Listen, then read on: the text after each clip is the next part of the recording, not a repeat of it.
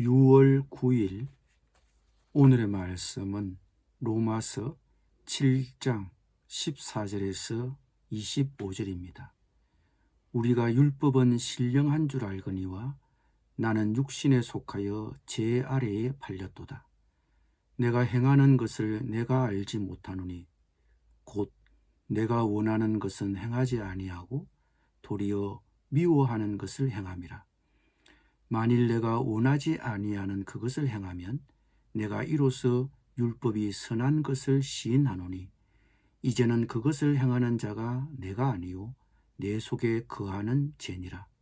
내 속 곧 내 육신에 선한 것이 거하지 아니하는 줄을 아노니 원함은 내게 있으나 선을 행하는 것은 없노라.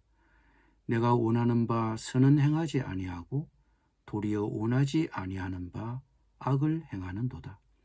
만일 내가 원하지 아니하는 그것을 하면 이를 행하는 자는 내가 아니요 내 속에 거하는 죄니라.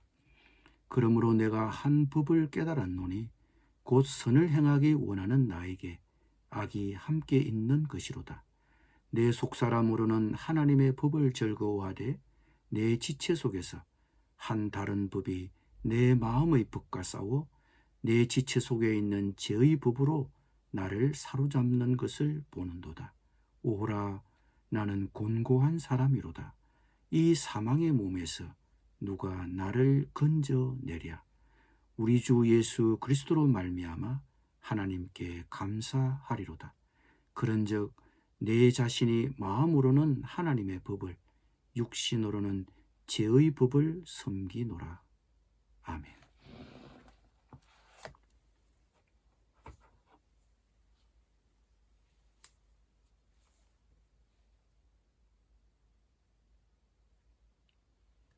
이제 동사가 과거형에서 현재형으로 바뀝니다. 이 동사의 변화를 우리는 주목해야 합니다.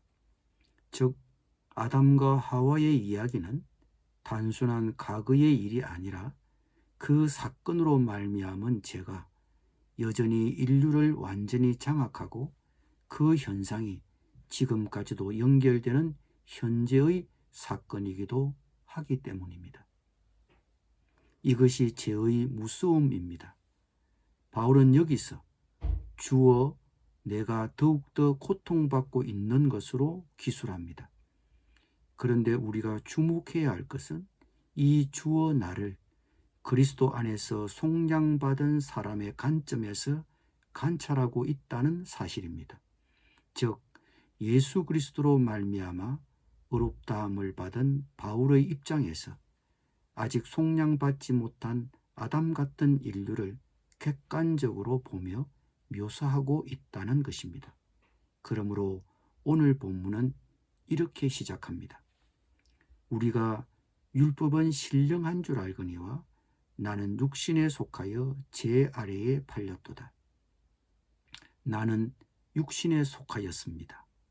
하나님이 창조하실 때 나라는 아담 같은 존재는 하나님의 영에 속해야 하는데 하나님과의 교제가 단절된 영적인 죽음 상태에 있었기 때문에 영에 속하지 못하고 그 반대 개념인 육신에 속한 것입니다. 즉, 죄 아래에 팔려서 계속 죄의 노예 생활을 하고 있는 모습입니다. 바울은 15절 이하에서 육신에 빠진 나의 고통을 설명하고 있습니다. 한편으로는 율법을 즐거워하고 행하지만 또 다른 한편으로는 원하는 것을 행할 수 없는 상태에 빠져버린 것입니다. 율법대로 행하고자 하는 의지는 분명히 있지만 무기력하게 아무것도 할 수 없어 고통받고 있습니다. 율법을 지키고자 하는 마음은 분명히 있는데 지킬 능력은 없습니다.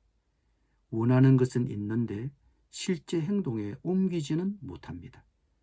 율법을 통해 무엇이 옳고 무엇이 그른지는 알지만 실제로는 그것을 지킬 수 없으니 마음의 고통이 더 심해졌습니다. 그것은 결국 내 안에 거하며 주인 노릇하는 죄 때문이라고 고백합니다.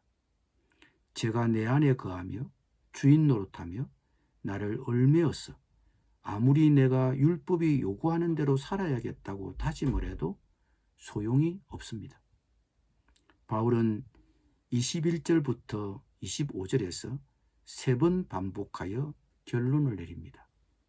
내 속에 선과 악, 율법과 죄 등 두 원리가 같이 있어서 계속 갈등만 일어나고 행동에 옮겨지지 않습니다. 행동에 옮겨지지 않기 때문에 계속 좌절감과 절망감을 느낍니다. 이것이 죄의 노예 상태에 있는 인류의 고민인 것입니다.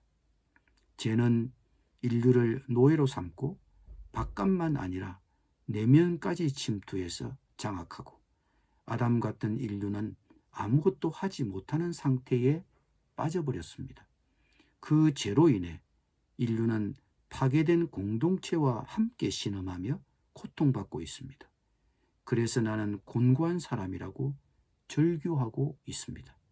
이것이 하나님의 영이 우리의 내면에 없는 육신에 속한 상태라고 바울은 말합니다. 즉 7장에 주어 나는 아담에 속한 인류인 것입니다. 즉 7장에 주어 나는 아담에 속한 인류인 것입니다. 이처럼 사람들이 예수 그리스도를 모를 때 얼마나 공고하고 비참한 생활을 하고 있습니까?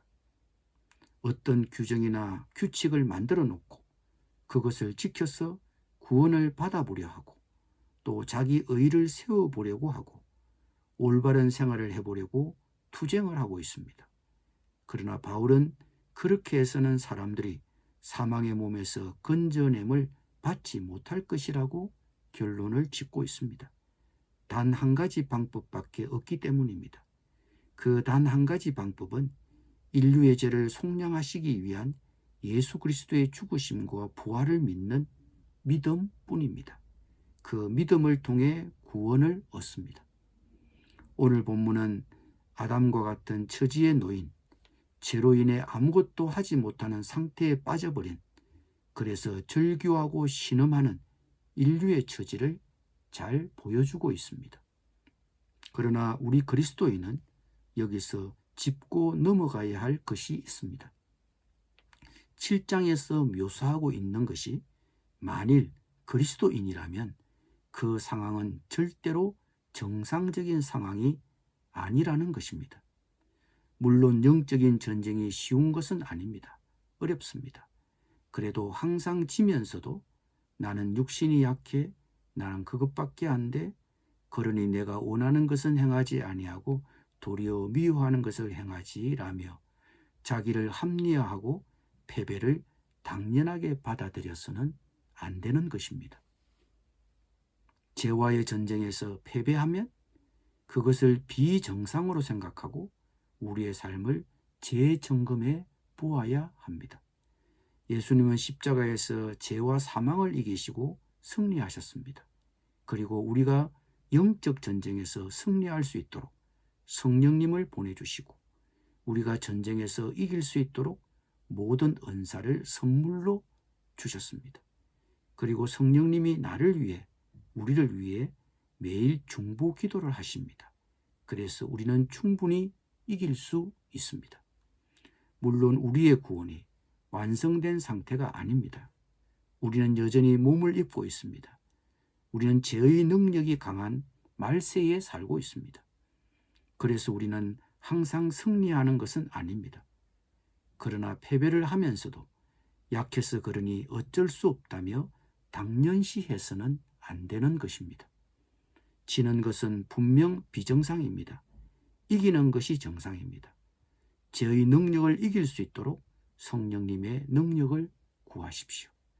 그분은 나를 위해, 우리를 위해 매일 중보하시는 분이십니다. 기도드립니다. 죄 아래 팔린 우리를 구원하여 주신 예수님, 그럼에도 우리는 종종 죄를 짓고 유혹에 넘어집니다. 그러나 이런 패배를 우리 육신의 핑계를 대고 당연하게 받아들이지 않게 하여 주옵소서. 매일 죄를 이길 수 있도록 성령님 능력을 주시옵소서. 예수님의 이름으로 기도드립니다. 아멘.